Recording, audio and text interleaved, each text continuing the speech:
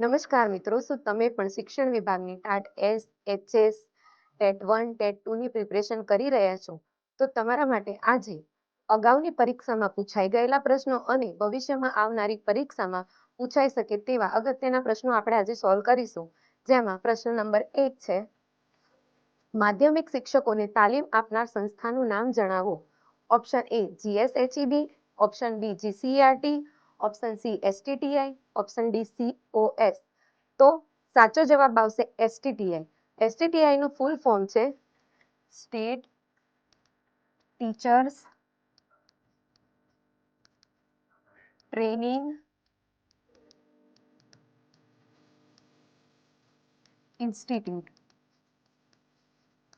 આવો જ બીજો પ્રશ્ન છે, એસએસએ દ્વારા બનાવવામાં આવેલ એસએએસ સ્કૂલ એડમિનિસ્ટ્રેટિવ સિસ્ટમમાં માધ્યમિક શિક્ષણનું લોગિન કયા નામથી થાય છે?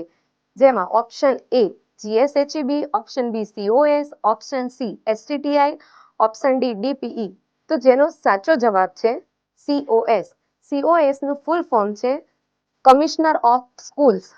મિત્રો, જો આ બે પ્રશ્ન મારા તરફથી હતા અને હવે પ્રશ્ન નંબર 3 છે જેનો આન્સર તમારે આપવાનો છે. આ પ્રશ્નનો આન્સર કમેન્ટ બોક્સમાં તમે કમેન્ટ કરીને જણાવશો કે વિદ્યા સમીક્ષા કેન્દ્ર ગાંધીનગર ખાતે સેક્ટર 19માં કાર્યરત છે તેનું જૂનું નામ શું હતું? જય હિન્દ, જય ભારત.